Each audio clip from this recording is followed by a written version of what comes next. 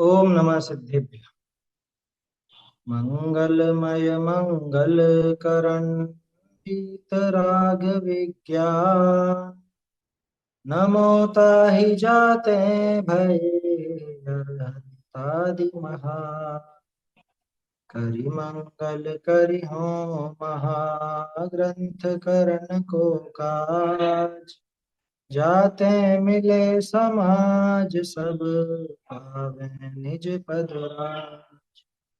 मिथ्या भाव अभाव तैं जो प्रगटे निज भाव सो जयवंत रहो सदा यही मोक्ष उपाय। श्री मोक्ष मार्ग प्रकाशक में दूसरे अधिकार पर अपनी चर्चा चल रही है। इसमें कल अपनी बात चली थी कर्मों की उदय रूप अवस्था पे। पहले तो अपन ने देखा कर्मों का अनादिकाल से किस प्रकार का संबंध इस जीव के साथ बना हुआ है। उसके बाद बात चली अनादिकालीन जो संबंध है यानी कि वो बंधन है, वो बंधन किस प्रकार से बनता है, क्या उसके कारण है, मूलभूत कारण क्या है उस बंधन के। तो अन्य पूरी दुनिया में कोई द्रव्य उस बंधन का कारण तो है नहीं। एकमात्र जीव के मोहजन्य परिणाम वो ही उस बंधन के कारण है ना। नवीन बंध विचार भी अपन ने देखा कि ठीक है साहब बंधते हैं, तो बंधने के बाद क्या होता है कि बंधने के बाद वो सत्ता रूप रहते हैं। और सत्ता में कुछ भी हो सकता है, सत्ता में पलटाव भी हो सकता है, मतलब उत्कर्षण अपकर्षण संक्रमण इत्यादि वो सब चीजें संभव हैं, ये भी अपन ने देखा। इसके बाद बात आई कि कर्मों के उदय जन्य अवस्था, कर्मों का जब उदय होता है तो क्या होता है। तो एक बात तो स्पष्ट हो गई कि कर्मों का जब उदय होता है तो अकर्म रूप दशा होती है ना। वो जो स्थिति जहां तक बंधी है, उदय काल चालू होने से पूरी स्थिति समाप्त होने तक निरंतर उनका उदय आता ही रहता है। कब तक आता रहता है कि जब तक अंतिम निषेक भी नहीं खिर जाता, वो लगातार वो उदय चलता है। और इस तरह से वो कर्मों का उदय उदय जन्य ऐसी दशा बनती है। वो भी बताया टोडरमल जी ने कि कितने कर्म बंधते हैं लगातार और कितने निरंतर छूटते रहते हैं और कितने सत्ता में बने रहते हैं। इसके बाद अपन ने द्रव्य कर्म और भाव कर्म की प्रवृत्ति भी जानी। द्रव्य कर्म की और भाव कर्म की आपस में कैसी प्रवृत्ति होती है। कितनी सुंदर परिभाषा दी थी कि जो परमाणु रूप उद्गल परमाणु रूप द्रव्य से निपजा हुआ कार्य है ना, ऐसा कर्म जो उद्गल द्रव्य से पैदा हुआ है वो कहलाता है द्रव्य कर्म। और जीव के भावों से है ना, ये लिखा था ना, मोह के निमित्त से मिथ्यात्व क्रोधादि रूप जीव के परिणाम है, वह अशुद्ध भाव से उत्पन्न किया हुआ कार्य। अशुद्ध भाव से उत्पन्न किया हुआ कार्य भाव कर्म और उद्गल परमाणु कार्बन वर्गणा रूप उद्गल परमाणु से उत्पन्न किया हुआ कार्य वो द्रव्य है ना, उद्गल द्रव्य से। और खास चीज ये है कि इनमें परस्पर में कारण कार्य भाव बना रहता है। इधर द्रव्य कर्म का उदय होता है, उसके उदय में ये जीव अपने विकार रूप भाव कर्म करता है, उस भाव कर्म का निमित्त पा करके फिर से उद्गल परमाणु द्रव्य कर्म रूप बंध जाते हैं, फिर उनका उदय आता है। ऐसे ये हमेशा ऐसी संतति चलती रहती है, द्रव्य कर्म से भाव कर्म से द्रव्य कर्म, ये निरंतर चलता है। इस प्रकार अनादि से लगाकर धारा प्रवाह रूप द्रव्य कर्म और भाव कर्म की प्रवृत्ति जानना, यहाँ तक की बात अपनी हुई थी। अब एक तीसरा और है, जैसे द्रव्य कर्म और भाव कर्म देखा, उसी तरह से एक नाम और आता है नो कर्म। सिद्धों की परिभाषा में भी अपन देखते हैं जो द्रव्य कर्म भाव कर्म एवं नो कर्मों से भी मुक्त है, ऐसी परिभाषा देखते हैं ना। तो वहां पे नो कर्म की बात भी। अब नो कर्मों का स्वरूप कैसा है, उसकी प्रवृत्ति कैसी है, वो अपन पढ़ते हैं है ना, ढूंढारी से देखते हैं इसको।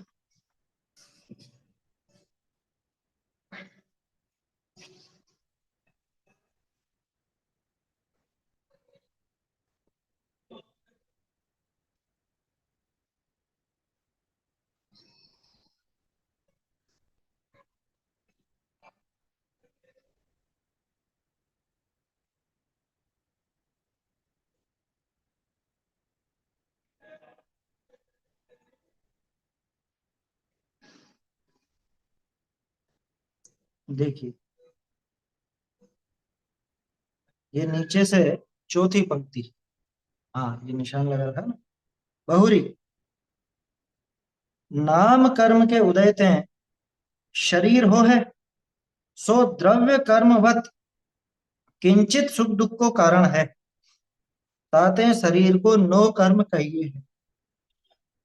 यह नो शब्द ईशत कषाय वाचक जानना, अ, अल्पवाचक है ना, ये कषाय तो इन्होंने अतिरिक्त लिख दिया, यहाँ पर ये कषाय नहीं आएगा। ईशत वाचक जानना, सो शरीर उद्गल परमाणु का पिंड है, अर द्रव्य इंद्रिय व द्रव्य मन, अर सांसोश्वास वचन, ये भी शरीर ही के अंग हैं। सो ये भी पुद्गल परमाणु के पिंड जानने, सो ऐसे शरीर के अर द्रव्य कर्म संबंध सहित जीव के एक क्षेत्र अवगा रूप बंधान हो, सो शरीर का जन्म समय ते लगाए, जेती आयु की स्थिति हुई, तितने काल पर्यंत शरीर का संबंध रहे है। बहुरी, आयु पूर्ण भय मरण हो, तब तिस शरीर का संबंध छूटे है, शरीर आत्मा जुदे जुदे हो ही जाई है। बहुरी, ताके अनंतर समय ने विषय व दूसरे तीसरे चौथे समय जीव कर्म उदय के निमित्त ते नवीन शरीर धरे, तहां भी अपने आयु पर्यंत तैसे ही संबंध रहे है। बहुरी, मरण हो है, तब तिसस्यों संबंध छूटे है, ऐसे ही पूर्व शरीर का छोड़ना, नवीन शरीर का ग्रहणा अनुक्रमते हुआ करे है। बहुरी, ये आत्मा यद्यपि असंख्यात प्रदेशी, तथापि संकोच विस्तार शक्तिते शरीर प्रमाण ही रहे हैं। विशेष इतना, समुद्घात होते हैं शरीर ते बाह्य भी आत्मा के प्रदेश फैले हैं।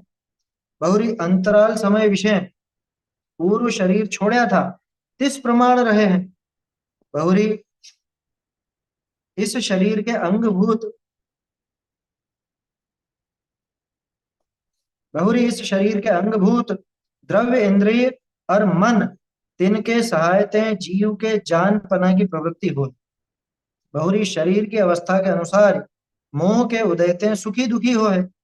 बहुरी, कबहू तो जीव की इच्छा अनुसार ही शरीर प्रवर्ते है, कबहू शरीर की अवस्था के अनुसार जीव प्रवर्ते है, कबहू जीव इच्छा रूप प्रवर्ते है, उद्गल अन्यथा एक सेकंड, कबहू जीव अन्यथा इच्छा रूप प्रवर्ते है, उद्गल अन्यथा अवस्था रूप प्रवर्ते है। ऐसे इस नो कर्म की प्रवृत्ति जाननी। कहा, एक मिनट, ये तो अगला प्रकरण आ गया इसमें। चलिए पहले अपन ये समझ लेते हैं नो कर्म का स्वरूप, यहाँ तक देख लेते हैं, उसके बाद फिर आगे की बात करते हैं।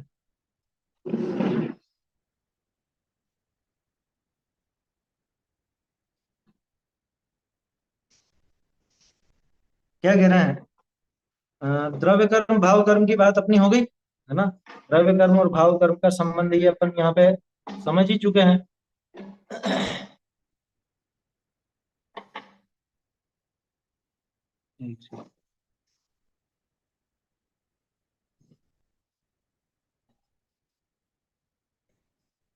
आवाज आ रही है ना बराबर। सुनिए ध्यान से। तो अब इस द्रव्य कर्म और भाव कर्म के अलावा एक नो कर्म भी है। नो कर्म क्या है, तो वैसे तो यहाँ देख ही रहे हैं अपन, एक सामान्य परिभाषा, कर्म के उदय में मिलने वाले अन्य द्रव्य को नो कर्म, ये सीधी परिभाषा है। और टोडरमल जी उसको बिल्कुल शब्द के सहारे एकदम सरल करके समझाएंगे। नो माने ईशत, और कर्म जैसे कर्म फल देते हैं, ऐसे ही ये नो कर्म भी किंचित, किसी अपेक्षा से और किंचित थोड़ा। देखो यहाँ पे कैसे बताते, बहुरी नाम कर्म के उदयते हैं शरीर हो है, ये अपन जानते हैं। शरीर किसके आधार से मिलता है, नाम कर्म के आधार से। अब कोई सोचेगा आयु कर्म से मिलता है ना, देखो आयु कर्म से जीव और शरीर का एक बंधन बना रहता है। शरीर कैसा मिलना क्या मिलना ये जिम्मेदारी आयु कर्म की नहीं, ये नाम कर्म की, ठीक है ना। तो नाम कर्म के अनुसार वो शरीर मिलता है। नाम कर्म के उदयते शरीर हो है, सो द्रव्य कर्मवत किंचित सुख दुख को कारण है। जैसे द्रव्य कर्म किंचित सुख दुख का, द्रव्य कर्म तो सुख दुख का कारण बनता ही है, निमित्त कारण। अब ये जो शरीर है जो नाम कर्म के उदय में मिला, ये किंचित सुख दुख का कारण बनता है द्रव्य कर्म के समान। जैसे द्रव्य कर्म है ना, जैसे द्रव्य कर्म अपने सुख या दुख में निमित्त बनता है, ऐसे ही शरीर भी अपने सुख या दुख में निमित्त बनता है। कैसे बनता है? अरे स्वस्थ रहता है तो अपने को बहुत अच्छा लगता है कि हाँ हाँ बढ़िया बढ़िया सब बढ़िया। और कोई बीमारी हो जाए, हाँ, कोई बीमारी हो गई, इलाज कराना है या कुछ भी है, या कोई तकलीफ है शरीर में, तो अपन परेशान हो जाते हैं। क्या? अरे मेरे तो यहाँ दर्द है, मेरे वहां दर्द है, मन नहीं लगता, इस शरीर की ऐसी स्थिति है, इससे कुछ मतलब दिक्कत होती रहती है बार बार, दिमाग इधर ही लगा रहता है, धर्म चिंतन में नहीं लग पाता, ये सब होता है ना। कि शरीर के मारे दुखी हो गया साहब, शरीर के मारे दुखी। एक वो अ, ऐसा एक शब्द चला था विदेशों में, उसके संबंध में बहुत बहस हुई थी, यूथेनेशिया। यूथेनेशिया मतलब इच्छा मृत्यु। क्या? वो इच्छा मृत्यु चाहते हैं बहुत से देशों में ऐसी बहस चली कि इच्छा मृत्यु को लीगल कर देना चाहिए। पहले तो इच्छा मृत्यु उचित नहीं, लेकिन अब इच्छा मृत्यु लीगल कर देना चाहिए, ऐसा बहुत से लोगों का मत है। तो वो बहुत परेशान है अपने शरीर से, बहुत ऐसा दुखी रहता है, और बिल्कुल हिल भी नहीं सकता, ऐसा का ऐसा लेटा हुआ है, सिर्फ आंखें इधर से इधर करता है। आंखों से ही उसने इशारा करके हमको बताया कि भाई वो तो है? तो इसका अर्थ क्या? कि वो शरीर उसके दुख में निमित्त बन रहा है, ये अर्थ निकला ना। शरीर उसके दुख में निमित्त बन रहा है ना। और हम अच्छे से अपना काम कर पा रहे हैं, बिल्कुल फिट हैं। क्या? एकदम समझ लो कि कितना भी चले तो दिक्कत ना आए या कुछ नहीं आए, है ना, कहीं से कुछ उतारना हो रखना हो तो कमर में कोई तकलीफ नहीं है, कंधों में कोई तकलीफ नहीं है, तो कि अपन सब काम अपना आराम से कर लेते हैं। तो शरीर अपने सुख या दुख में निमित्त बनता है, जैसे कर्म निमित्त बनते हैं वैसे। अब यहाँ पे किंचित और जोड़ दिया, क्योंकि नो शब्द लगाया ना, कर्म का तो सीधा लेना देना है ना। हालांकि कर्म भी सिर्फ निमित्त ही है, ध्यान रखना। कर्म सुख या दुख देता नहीं है, लेकिन उस सुख दुख के समय उस कर्म का उदय रहता है, इसलिए कर्मों को निमित्त कहा जाता है। ठीक है, ऐसे ही इस शरीर का भी थोड़ा सा रोल है, तो इसलिए लिखा ना ये कर्म के उदयते शरीर हो है, सो द्रव्य कर्मवत किंचित सुख दुख को कारण है। द्रव्य कर्म के समान ये भी थोड़े बहुत सुख दुख का कारण है। कारण समझ में आया ना? ये सुख या दुख देता नहीं है, लेकिन जीव जब सुखी दुखी होता है तो बाहर में इसकी ऐसी दशा होती है। ताते हैं शरीर को नो कर्म कहिए है, ये थोड़े सुख दुख देने में ये भी निमित्त बनता है, इसलिए इसको नो कर्म कहा जाता है। यहाँ नो शब्द ईशत वाचक जानना। ईशत वाचक मतलब अल्प किंचित वाचक ना, नो शब्द थोड़े के लिए आता है। देखो, नो शब्द जो है ना, नहीं के लिए भी आता है। आप सोचोगे वो तो इंग्लिश में आता है, अरे नहीं, संस्कृत में भी आता है ना। नो शब्द का अर्थ नहीं संस्कृत में भी होता है, और नो शब्द का अर्थ किंचित भी होता है। जैसे मन है ना, मन को अनिंद्रिय भी कहा जाता है, और मन को नो इंद्रिय भी कहा जाता है। सुना कभी? मन का एक नाम नो इंद्रिय भी है। नो लगाओ या अन लगाओ एक ही बात। तो अन का अर्थ नहीं भी होता है और किंचित भी होता है, कि ये छोटी इंद्रिय है, या समझ लो थोड़ा थोड़ा इंद्रिय जैसा है। क्योंकि द्रव्य इंद्रियां जो है वो तो आहार वर्गणा की बनी हुई है, वो जड़ मतलब बाहर से यूं ही पकड़ में आती है। और ये जो मन है, ये भी काम तो इंद्रियों जैसा ही करता है, लेकिन ये पकड़ में नहीं आता, ये मनोवर्गणा से बना हुआ है। तो इसको नाम दिया नो इंद्रिय अथवा अनिंद्रिय। बस ऐसे ही है। नो कषाय, नो कषाय क्यों कहा, सॉरी नो कषाय नहीं, नो कर्म। नो कर्म क्यों कहा? कि जैसे कर्म सीधे सीधे इसके दुख सुख में निमित्त बनते हैं, ऐसे ही ये भी किंचित निमित्त बनता है, किंचित सुख दुख में ये शरीर भी निमित्त बनता है। और शरीर उस कर्म के उदय में मिला है ना, नाम कर्म के उदय में मिला है, तो नाम कर्म के उदय में मिला हुआ होने से और किंचित सुख दुख का निमित्त होने से इसको भी नो कर्म नाम दिया गया। समझ में ही बात? देखो, शरीर से ही तो दुख हो रहा है। नहीं, शरीर से कोई दुख नहीं हो रहा, कर्मों से भी कोई दुख नहीं हो रहा है। से शरीर को अपना मान रहा है, तो इस शरीर नहीं नहीं नहीं, वो कारण नहीं है इसमें। इसमें तो सीधा कि शरीर की विपरीत दशा, शरीर की जो विपरीत दशा हुई तो उससे अपन दुखी हो जाते। वही रोग आदि हुए तो हाँ, कारण तो मोह का ही है। क्या? आपके पास जो रोग आदि हुए तो दुख का मूल कारण तो मोह का है, ये तो टोडरमल जी शुरू से बताते आए। फिर भी अब निमित्ताधीन कथन चल रहा है थोड़ा, है ना। बाहरी परिस्थितियां अपन देख रहे हैं कि बाहर में कैसी क्या बनावट रहती है, किस तरह से वो सब काम होते हैं। तो यहाँ नो शब्द ईशत वाचक जानना। ईशत यानी किंचित, थोड़ा, है ना। थोड़ा थोड़ा वाचक है। सो सो शरीर उद्गल परमाणु का पिंड है। ये तो स्पष्ट है ना। शरीर किससे बना हुआ है? कि उद्गल परमाणुओं से बना हुआ है। तो कितने परमाणु लगे हों? तब जो भी लगे हों, असंख्य अनंत जो भी है ना, अनंत पुद्गल परमाणुओं का पिंड है। अनंत पुद्गल परमाणुओं का पिंड। और द्रव्य इंद्रिय व द्रव्य मन और श्वासोश्वास वचन, ये भी शरीर ही के अंग है। द्रव्य इंद्रिया, पांचों इंद्रिया जो अपनी है, स्पर्शन रसना घ्राण चक्षु कर्ण, ये सब द्रव्य इंद्रिया। या द्रव्य मन, जो मनोवर्गणा से बना हुआ अष्ट कमल दल आकार के जैसा यहाँ होता है बीचों बीच, है समझ में, हृदय स्थान पर वो द्रव्य मन होता है। वैज्ञानिकों को क्यों नहीं दिखा आज तक? इतने ऑपरेशन तो कर दिए, इतने तो बाईपास कर दिए यहाँ चीर करके, तो मन निकल के नहीं आया क्या बाहर? अरे वो मनोवर्गणा से बना हुआ है, बहुत सूक्ष्म है। समझ में आई बात? वो सूक्ष्म है, ऐसे पकड़ में नहीं आया। वर्गणा ही अलग है।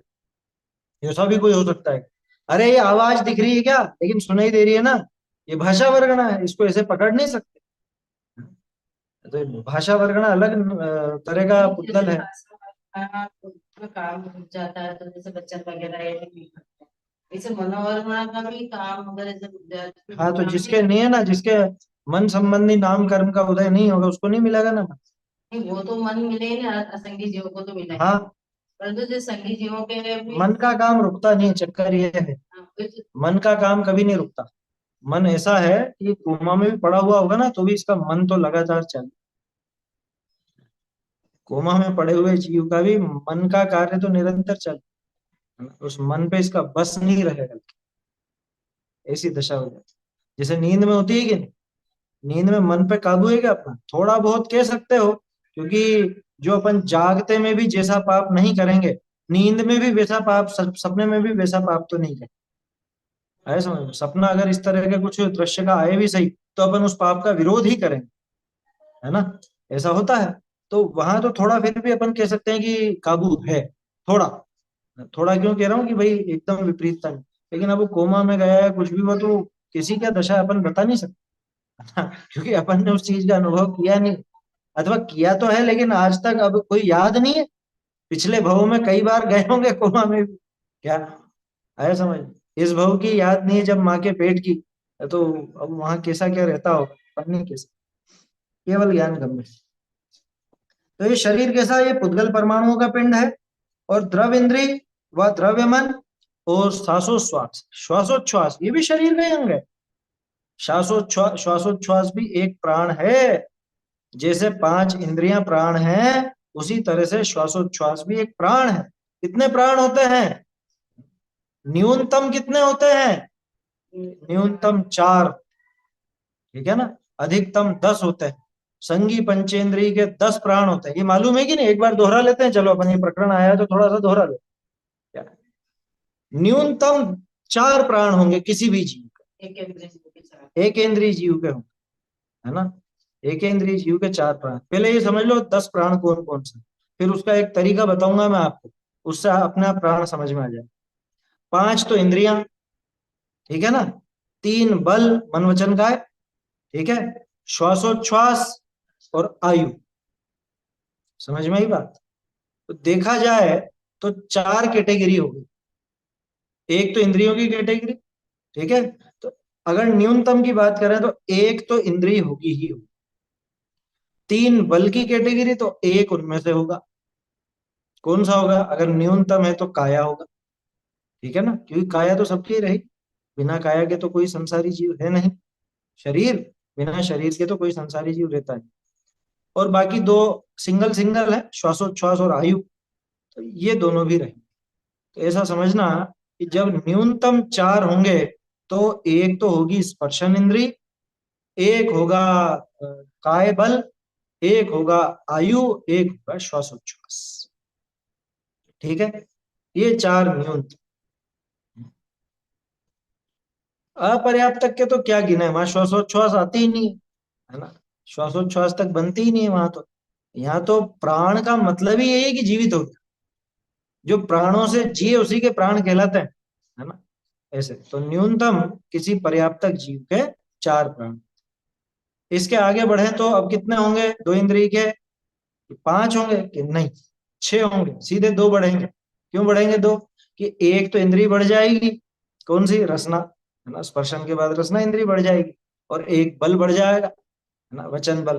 तो काय बल वचन बल, 2 तो बल, 2 इंद्रियां, 4, और एक आयु श्वासोच्छ्वास। आयु और श्वासोच्छ्वास सबके होंगे, है ना, वो सोचने की जरूरत ही नहीं। अब एक एक करके बढ़े, 3 इंद्रिय जीव के 7 प्राण हो जाएंगे, 4 इंद्रिय जीव के 8 प्राण हो जाएंगे, एक एक इंद्रिय बढ़ेगी ना। और असंगी पंचेंद्रिय जीव के 9 प्राण हो जाएंगे। और जो संगी पंचेंद्रिय है उसके, कि उसके मन बल और बढ़ जाए, मन बल सबसे आगे। ठीक है, मन बल सबसे आगे, तो इस तरह से वो 10 प्राण बनते हैं। ठीक है, अब ये सारी बात अपन ने क्यों समझी, इसलिए समझी कि ये सब शरीर के तो अंग है, यही तो बात आई यहाँ पे प्राणों की। द्रव्य इंद्रियां, ठीक है, द्रव्य मन, श्वासोच्छ्वास, वचन, ये 10 प्राणों की। आयु इसमें शामिल नहीं है, लेकिन क्योंकि वो शरीर का अंग नहीं है, वो कर्म है। ठीक है ना, और उसके हिसाब से शरीर के साथ जीव का संबंध बना रहता है, वो आयु कर्म का काम है। तो ये सब शरीर का अंग है, श्वासोच्छ्वास भी शरीर का ही अंग है। समझ में ही बात। अब इससे वो लॉजिक लगाना कौन सा, ऐसा कथन आता है श्वासोच्छ्वास जैसे अपन ये सांस बाहर छोड़ी, तो इसमें आत्म प्रदेश बाहर निकलते हैं थोड़े, यहाँ भी आत्म प्रदेश निकलते हैं और वापस सिकुड़ते उड़ते हैं हाथों। समझ में आ रहा है, श्वासोच्छ्वास के साथ ही आत्म प्रदेशों का भी गमन होता है, वापस भी आता है। तो बाहर जाके कहाँ चले जाते हैं, कहीं नहीं जाते, कोई अलग थोड़े ना हो जाते हैं। आत्म प्रदेश यहीं के यहीं रहते हैं, थोड़े से बाहर निकले फिर वापस अंदर आए। तो श्वासोच्छ्वास तक भी अपना आत्म प्रदेश समझना चाहिए। ठीक है, ये सब शरीर के अंग है। सो ये भी उद्गल परमाणु के पिंड जान, ये सब भी उद्गल परमाणुओं के पिंड है। हाँ, उनकी क्वालिटी अलग अलग हो सकती है। जैसे भाषा, भाषा वर्गणा से बनी हुई है, मन मनोवर्गणा से बना हुआ है, और बाकी के जो द्रव इंद्रियां हैं, वो द्रव इंद्रियां किससे बनी हुई है, वो आहार वर्गणा से बनी हुई है। तो वर्गणाओं की क्वालिटी अलग अलग है, बाकी हैं सब पुद्गल की कैटेगरी, पुद्गल की ही जाति, पुद्गल ही है, जाति वाति क्या, सब पुद्गल हैं। तो ये सब पुद्गल परमाणुओं के पिंड जानने हैं। बोलो। जैसे आता है ना, ये एक श्वास में 8-10 बार, और आपने भी बोला ये जो श्वास हम लोग ले रहे हैं वो तो क्या ये जीव ही निकल, मतलब आत्मा प्रदेश ही निकल रहे हैं। तो ये हाँ, 8-10 बार तो आत्म जीवों की प्रदेश ही हिंसा। नहीं निकल रहे हैं, उस सांस के साथ में आत्म प्रदेश भी निकल रहे हाँ, भी निकल रहे हैं, तो फिर एक श्वास में जो 8-10 बार बोला, तो उसमें जीवों की जो हिंसा हो रही है, मतलब मेरे आत्मा प्रदेश में भी एक एक जीव है। हैं। कैसे कहाँ पहुंच गया वो, एक श्वास में 8-10 बार वाली जो बात है, वो हाँ। अपर्याप्त जीव के जन्मों की बात है।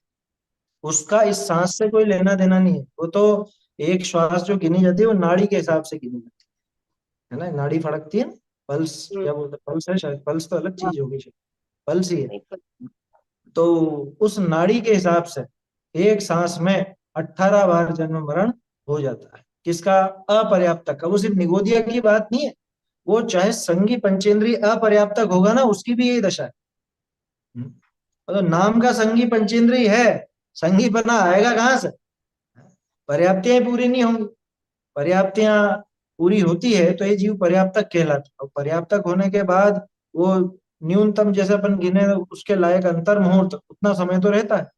और ये जो है, ये आवली के पहले ही, मतलब वो यूं समझ लो क्या कहें अपन, वो पर्याप्तियां पूरी होती ही नहीं है उसके पहले ही ये आयु समाप्त हो जाती है, वो अलग है। और वो जो नाप है ना, एक सांस में 18 बार जन्म मरण का, उसको आप जोड़ोगे तो 48 मिनट में हो जाएगा वो 666336। 66,336 भव। है समझ? 66,336 भव, हाँ क्षुद्र भव कहलाते हैं वो, उनको क्षुद्र भव कहा जाता है। वो अपर्याप्तक दशा में मरण करने का ऐसा होता है। ठीक है, तो ऐसा है, वो इस सांस से लेना देना नहीं है, और इस सांस में वो मर रहे हो ऐसा नहीं है। मेरे ख्याल से आपने उसको यूं समझ लिया कि एक सांस में मतलब अपन ने जो सांस छोड़ी उसमें कोई कोई जीव ऐसे मर गए, ऐसा नहीं है। वो तो कहीं पर भी, हाँ अष्टपहाड़ के अंदर भी बात आई थी, एक सांस में 18 बार जन्म मरण। चलिए, तो क्या देख रहे थे अपन? सो ऐसे शरीर के, एक मिनट कुछ छूट गया। हाँ, सो ए भी पुद्गल परमाणु के पिंड जान, ये सब भी पुद्गल परमाणुओं के पिंड है। सो ऐसे शरीर के और द्रव्य कर्म के संबंध सहित, शरीर और द्रव्य कर्म दोनों मिल गए, नो कर्म और द्रव्य कर्म, इन दोनों के संबंध सहित जीव के एक क्षेत्रावगाह रूप बंधान हो है। अब गजब हो गया। इसी जगह पे, क्या इसी जगह पे मैं आत्मा भी हूं, इसी जगह पे ये दिखने वाला है, ये शरीर भी है, आहार वर्गणा से बना हुआ है शरीर भी है। इसी जगह पे वो कर्म कार्मण वर्गणा से बना हुआ कार्मण शरीर भी यही मौजूद है। इन तीनों का आपस में एक क्षेत्र अवगाह संबंध है, इन तीनों का आपस में एक क्षेत्र अवगाह संबंध है। बोलो क्या कंजस्टेड हो जाता होगा, बिल्कुल कितना हो जाता, कोई दिक्कत नहीं आती, क्योंकि कार्बन शरीर तो सूक्ष्म है, सूक्ष्माति सूक्ष्म है ना, समझ में आई बात?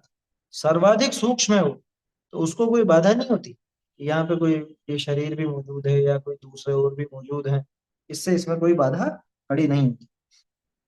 ठीक है, अ, तो द्रव्य कर्म के संबंध सहित जीव के एक क्षेत्र अवगा रूप बंधान हो है। सो शरीर का जन्म समय ते लगाए जेती आयु की स्थिति हुई। देखो नाम कर्म की बात पहले हो गई थी, अब यहाँ पे देखना, सो शरीर के जन्म समय से लगाकर, अच्छा जन्म किसका होता है, जीव का या शरीर का? है किसका जन्म होता है? जीव का जन्म होता नहीं, क्योंकि जीव तो हमेशा जीता है। ठीक है, तो शरीर का होता होगा, शरीर का भी जन्म क्या हुआ, वो अलग अलग तरह के पुद्गल परमाणु मिलकर के बन गए। शरीर और जीव इन दोनों का संयोग हुआ, उसका नाम है जन्म, और इन दोनों का अलग अलग होना हुआ, यानी बिछड़ना हुआ, उसका नाम है मरण। आया समझ में? जन्म और मरण यही है। बल्कि अपन तो आत्मानुशासन में देखेंगे तो वहां कहेंगे कि जन्म क्या है, कि एक मरण से दूसरे मरण की तरफ ले जाने वाली प्रक्रिया का नाम जन्म।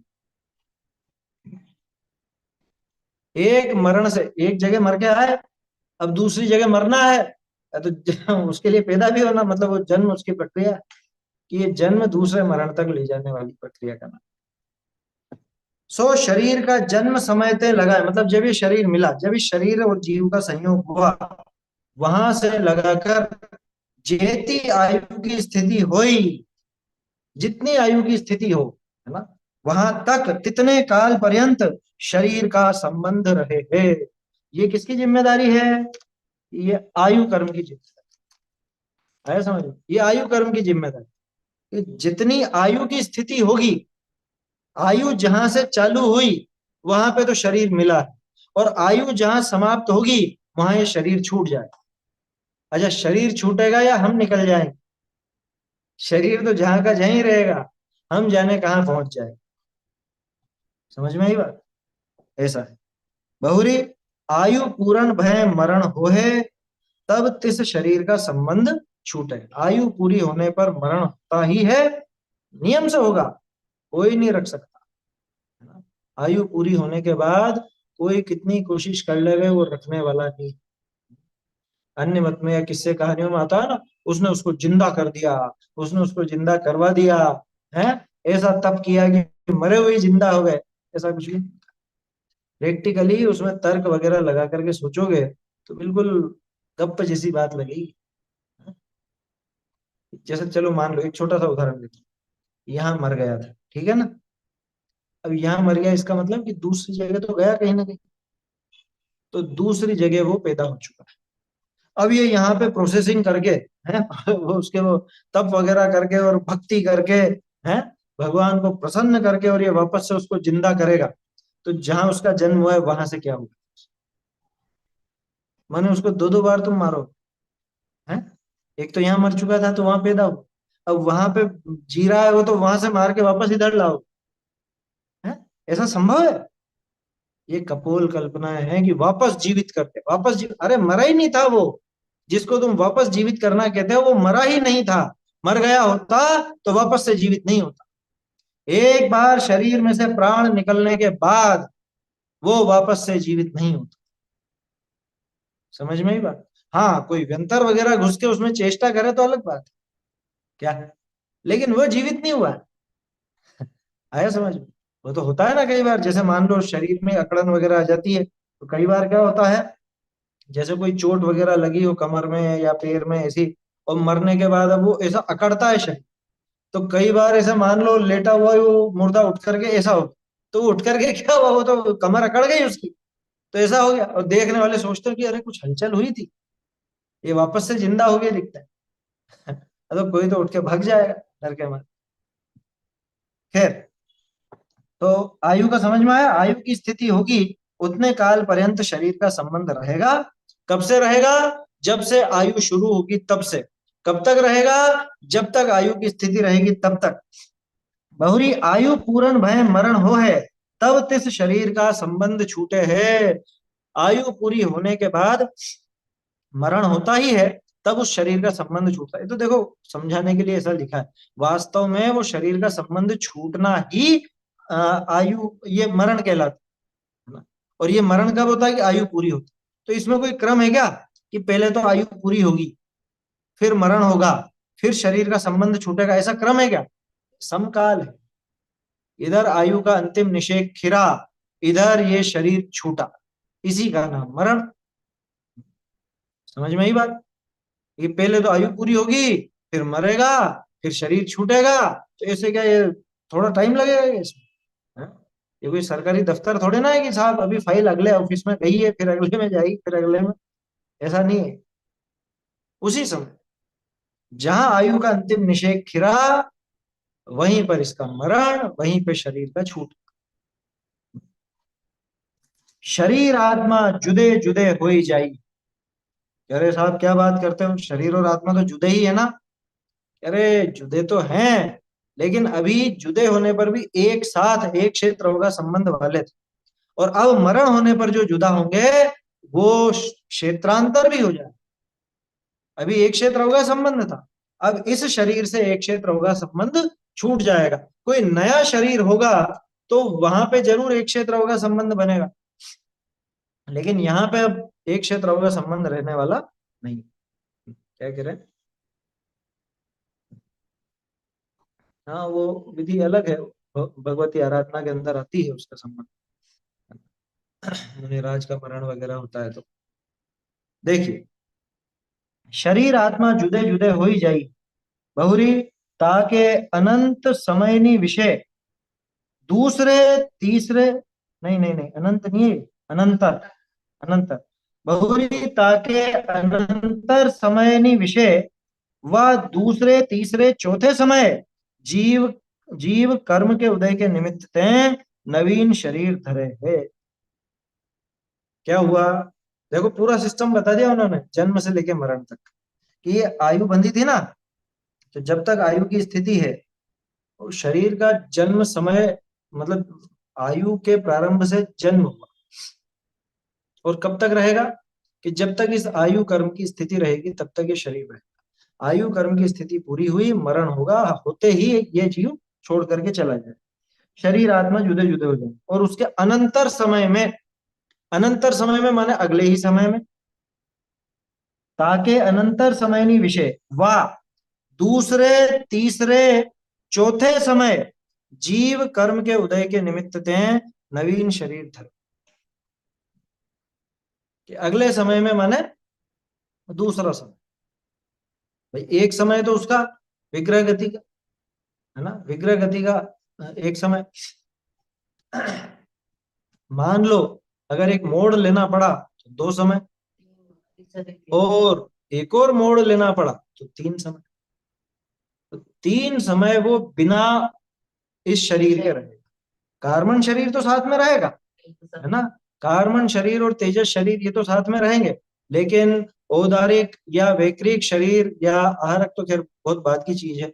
औदारिक या वैक्रिक शरीर के बिना ये जीव अधिकतम 3 समय रहता है। चौथे समय में तो इसको शरीर का संयोग होगा ही होगा। चौथे समय में तो शरीर मिलेगा ही मिलेगा। मुक्त नहीं हुआ तो, मुक्त हो गया तब तो कोई बात ही नहीं, है ना। मोक्षगामी जीवों की बात नहीं, संसारी जीवों की बात है कि यहाँ पे आयु समाप्त हुई, यहाँ से चला गया, यहाँ से शरीर छूट गया। अब क्या होगा कि अगली आयु जैसी बंधी थी उस अनुसार मतलब अगला जो आगे के नाम कर्म है और जैसी आयु है उस अनुसार इसको शरीर आदि की प्राप्ति होती है, वहां नवीन शरीर धारण करता है। तहां भी अपने आयु पर्यंत तैसे ही संबंध रहे हैं, वहां पे भी यही सिस्टम जो यहाँ पे चला वैसे ही वहां रहने वाला। यहाँ पे जिस तरह से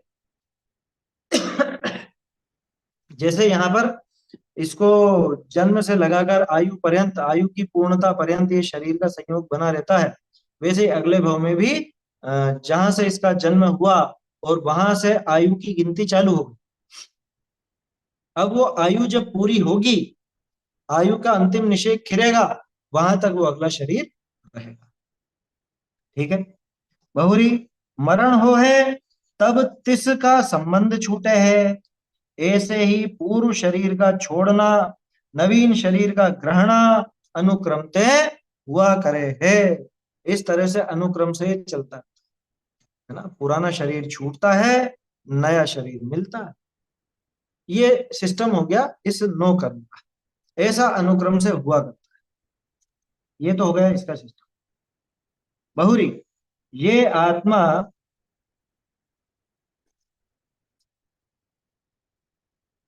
बहुरी ये आत्मा यद्यपि असंख्यात प्रदेशी है, तथापि संकोच विस्तार शक्ति ते शरीर प्रमाण ही रहे।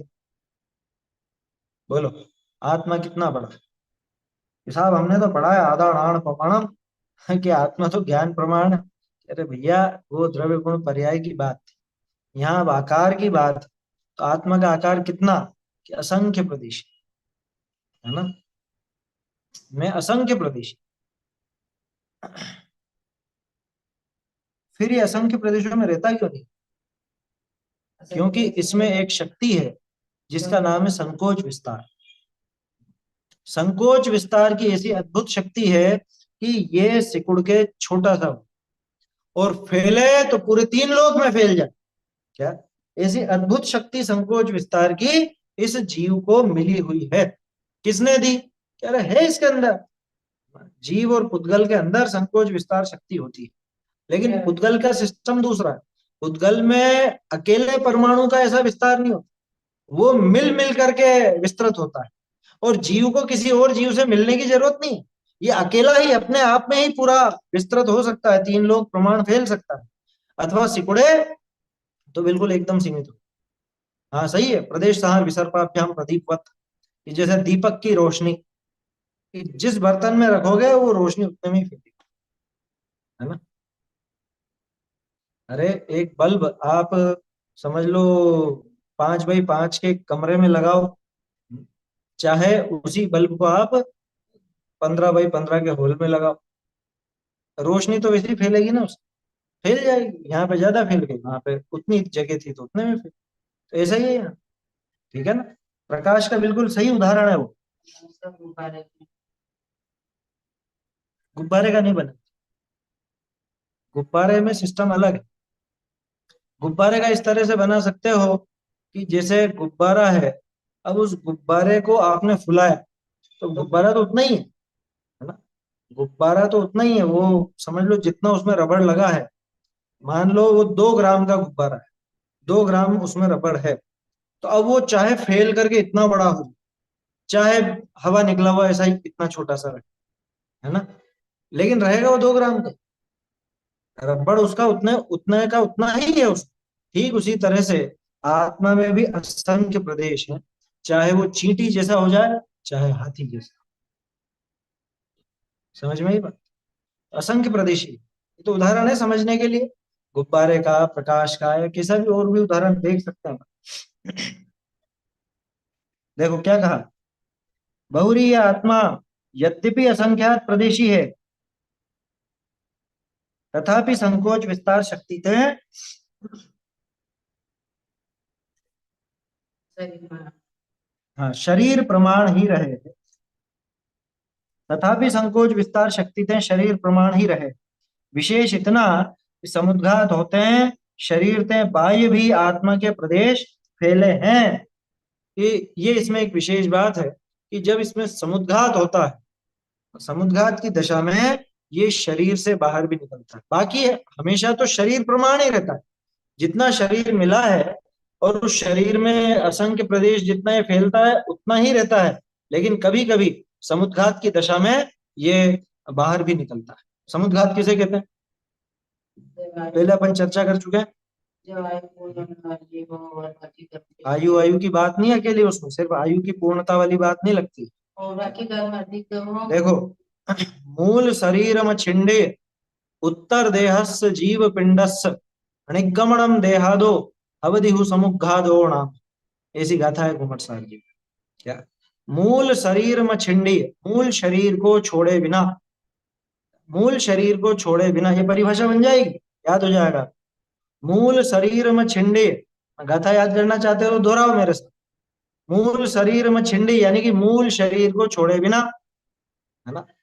उत्तर देहस्य जीव पिंडस्य, उत्तर देह का और जीव पिंड का, जीव पिंड माने पूरा जीव, ठीक है ना।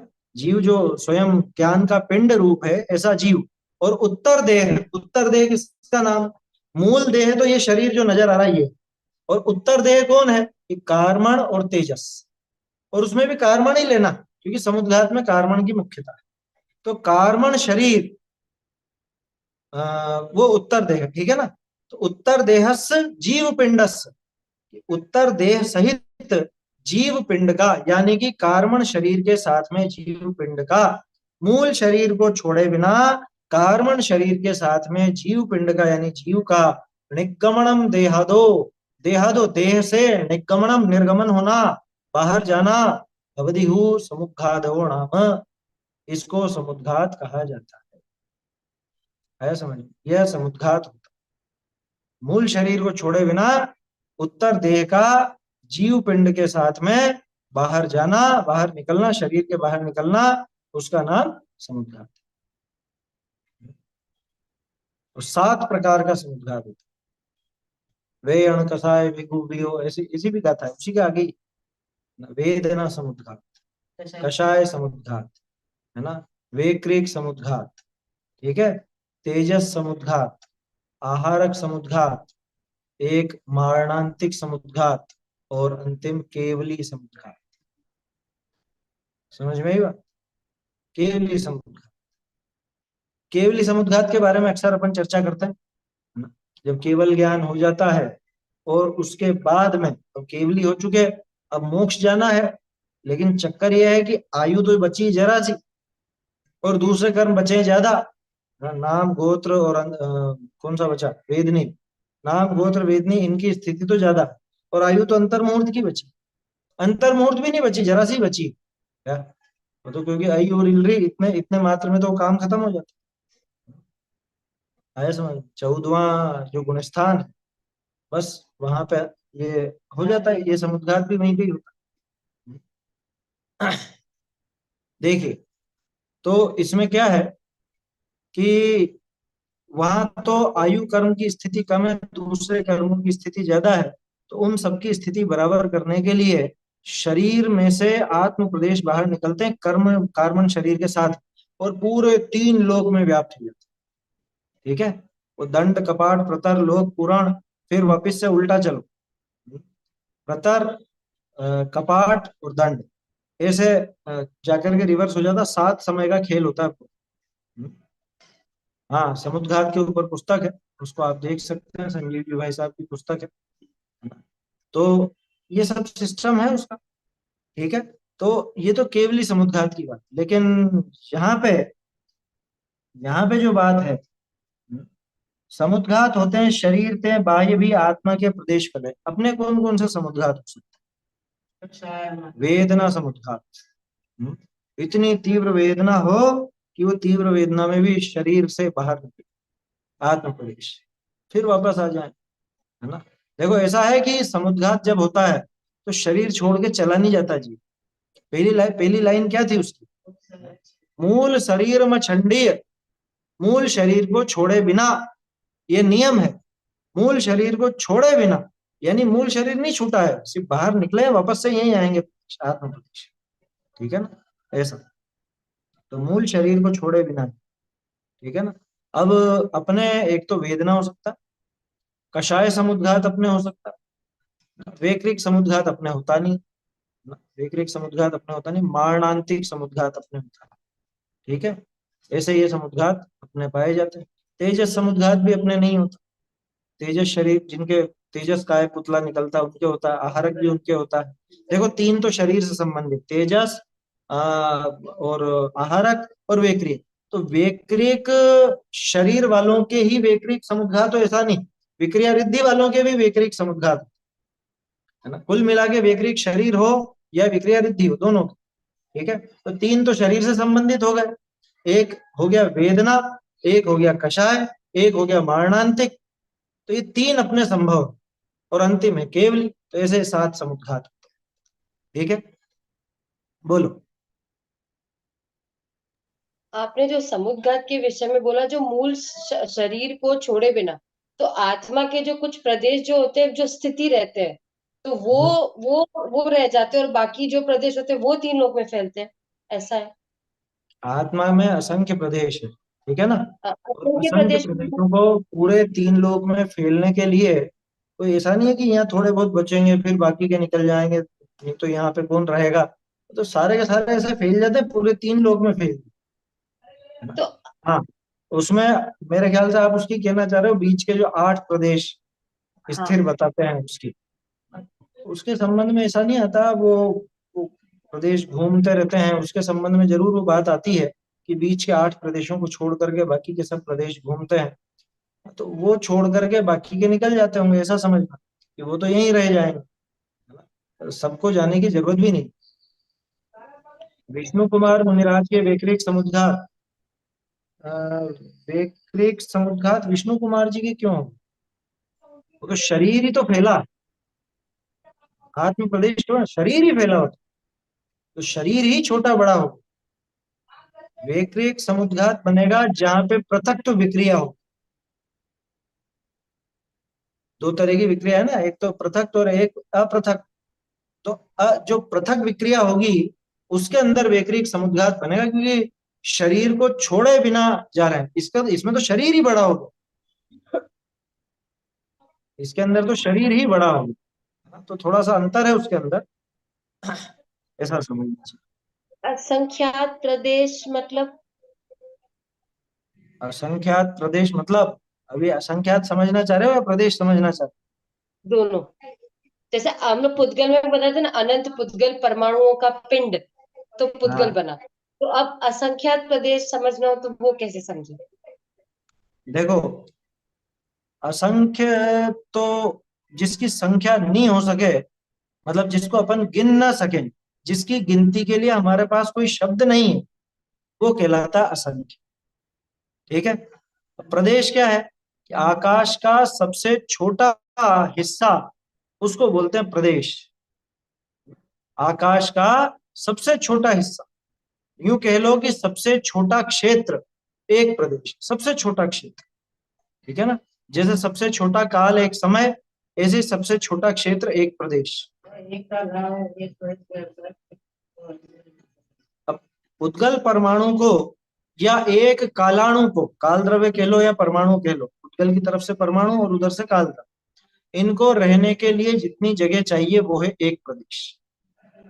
और जीव कितना भी छोटा हो जाए, कितना भी छोटा हो जाए, चाहे निगोदिया का ही क्यों ना हो, तो भी वो असंख्य प्रदेशी रहेगा ही रहेगा। कितना भी छोटा हो, असंख्य प्रदेशी रहे। समझ में ही बात। हाँ सही बात है। असंख्य जानने के लिए अवधि मना परे ज्ञान इनके द्वारा भी जाना, मतलब कुल मिला के जो प्रत्यक्ष ज्ञानी है वही जानते हैं असंख्य को, अपन नहीं जान सकते, अति श्रुत ज्ञान का विषय नहीं। अपन भाषा के मतलब पढ़ करके ही जानते हैं कि भाई ये असंख्य प्रदेश, ठीक है।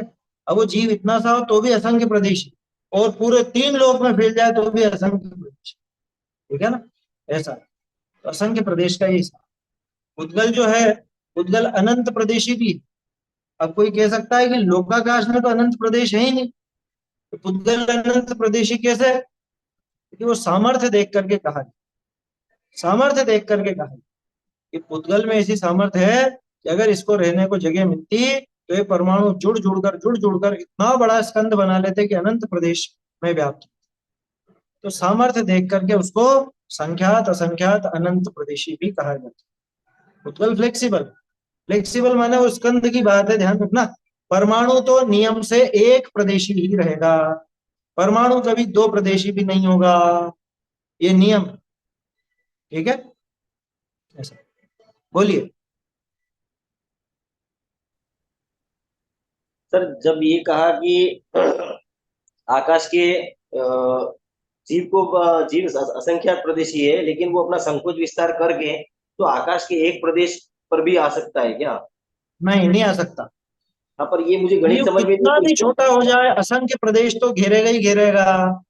पर ऐसा क्यों है यूं? ऐसा क्यों है सिस्टम के उसको असंख्यात प्रदेश ही चाहिए? नहीं, ये तो स्वभाव है ना, स्वभाव में क्यों कैसे लगेगा। अच्छा, स्वभाव है ऐसा भाई मतलब। जीव में ऐसा स्वभाव है कि वो असंख्य प्रदेश ही घेरता है, कितना भी छोटा हो जाए। पुद्गल का ऐसा स्वभाव है कि असली पुद्गल वो तो एक प्रदेश ही होता है, परमाणु, और वो मिल मिल करके इतना बड़ा हो जाए कि पूरे 3 लोक में फैल जाए, बल्कि उसको मौका मिले तो अनंत प्रदेश भी घेर। ये पुद्गल की सामर्थ्य है। तो ये तो ऐसा क्यों है, ये चीज स्वभाव में नहीं लगती। स्वभाव तर्क गोचर ऐसा आता है, स्वभाव जो है वो अतर्क गोचर है, यानी तर्क नहीं लगता। आग गर्म क्यों है, आग ही गर्म क्यों, बर्फ गर्म क्यों नहीं है, ये बर्फ ठंडी क्यों है, गर्म क्यों नहीं है, ऐसा कह सकते हैं। आग ठंडी क्यों नहीं है, तो वो स्वभाव में तर्क नहीं लगता, है ना। जीव असंख्य प्रदेशी है, उसका स्वभाव है असंख्य प्रदेश, उसका स्वभाव, जैसे ज्ञान उसका स्वभाव है, ऐसे ही असंख्य प्रदेशी होना भी जीव का स्वभाव है। आया समझ में। मैं असंख्य प्रदेशी, ज्ञान और आनंद से भरा हुआ, है, अमूर्तिक, उद्गल से न्यारा, ऐसा ज्ञान का पिंड हूं, ऐसा ही अपना स्वभाव। बोलिए। पंडित जी, मरणांतिक समुद्रघात के बारे में थोड़ा बताइए। मरणांत कौन करता है? मारणांतिक समुद्रात में ऐसा है कि मरता है ना, जब मरने के थोड़ी सी देर पहले, थोड़ा सा पहले जहां इसका जन्म होना है वहां उस जगह को स्पर्श करके आता है, बस इतना सा। मतलब जैसे और सबके नहीं मनुष्य में होता, जन्म, मनुष्य में जन्म होना तो स्वर्ग में जाना है तो नहीं? कहीं भी जाए उससे वहां कोई छू फर्क के नहीं आता पड़ता, है? उससे कोई फर्क नहीं पड़ता। इसमें मैंने कोई गतियों का बंधन नहीं पढ़ा कि भाई उसमें कोई इस गति वाले कोई होगा या मनुष्य में जन्म लेने वाले कोई होगा, ऐसा कुछ भी नहीं है ना। वो तो किसी जानवर को भी हो सकता है ना, कि मान लो यहाँ से मर करके स्वर्ग जाना है, तो यहाँ पे मरण के पहले इसके आत्म प्रदेश निकल करके मतलब यहाँ बिना छोड़े, मूल शरीर को छोड़े बिना वो आत्म प्रदेश वहां तक होकर के आ जाए, तो उसमें कोई स, विशेषता स, नहीं है, ध्यान रखना। ये तो एक सहज प्रक्रिया सभी जो को होती है सभी को बताइए। होता है क्या पंडित जी, या नहीं हमेशा होता, होता नहीं ही है? होता, नहीं, नहीं किसी होता। किसी को होता है। हाँ किसी किसी को ही होता है ना, सबको हो ये जरूरी नहीं। और कोई अच्छी गति में जा रहा है तो ही हो ये भी जरूरी नहीं, खोटी गति में जा रहा होगा तो भी हो सकता है। ऐसा कोई इसमें अपवाद पढ़ने में आया नहीं। वेदना समुद्रघात पंडित जी, वेदना समुद्रघात, वेदना में बहुत तीव्र ज्यादा वेदना हो, तकलीफ में है आदमी जब होता है। हाँ बहुत ज्यादा तकलीफ में हो, है ना, वो नारकियों के या तिर्यंचों के अधिकांश रूप से ऐसा देखने में आता है। देखने में क्या मतलब, उनके बारे में अंदाजा लगाते हैं अपन। देखे तो कहाँ से, आत्म प्रदेश कोई दिखते तो है नहीं, ठीक है। चलिए, तो विशेष इतना, ये तो समझ में आ गया ना। आत्मा यद्यपि असंख्यात प्रदेशी है, तथापि संकोच विस्तार शक्ति शरीर प्रमाण ही रहे हैं। संकोच विस्तार शक्ति के कारण शरीर प्रमाण ही रहता है। विशेष इतना कि समुद्घात होते हैं शरीर ते बाह्य भी आत्मा के प्रदेश फैले हैं। बहुरी अंतराल समय विषय पूर्वे शरीर छोड़ा था तिस प्रमाण है। अब ये क्या है? अंतराल समय का क्या मतलब?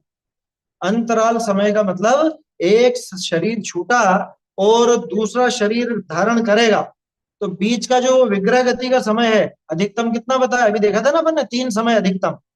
तो उस 3 समय में कैसा रहेगा कि जो पूर्व में शरीर छोड़ा था उसी आकार रूप रहेगा। समझ में आई बात? और ये हर एक जीव का है, सिद्धों का भी यही है। सिद्ध होने पे कौन सा आकार? किंचित न्यून पुरुषाकार। तो पुरुषाकार ही तो छोड़ा था। तो जीव का ये नियम है कि जो भी शरीर इसने छोड़ा है वो आकार इसका रहता। कब तक? कि जब तक नया शरीर नहीं मिल जाए। अब चूंकि सिद्धों को तो नया मिलना ही नहीं है, तो इसलिए उनके तो वही फिक्स हो गया, बिल्कुल वही आकार। जो पिछला शरीर था वो आकार उनका फिक्स हो गया। और जिसको मिलना है तो जब नया शरीर मिलेगा तब नया आकार आएगा। लेकिन जब तक वो नया शरीर नहीं मिला, 1 समय 2 समय या 3 समय, उन 3 समय तक, अधिकतम 3 समय तक उसकी आकृति, उसका आकार पिछला जो शरीर था उस प्रमाण ही रहता है। और वो भी असंख्य प्रदेश रूप। ठीक है, देखो। तो बहुरी, ये तो हो गया ना। बहुरी अंतराल समय विषय पूर्वे शरीर छोड़ा था तिस प्रमाण है। बहुरी इस शरीर के अंगभूत। इस पैराग्राफ को अपन कल ही देखते हैं क्योंकि ये थोड़ा सा समझने लायक। इस पैराग्राफ को कल देखेंगे और आगे नित्य निबोध इतर निबोध की चर्चा आएगी, उसको भी कल देखेंगे। चैतन्य का स्मरण प्रतिक्षण ही करो रे, भव के अनंत दुख को क्षण में हरो रे। अक्षय अनंत सौख्य निधान पाओ, गाओ नित्य इसी के गीत गाओ।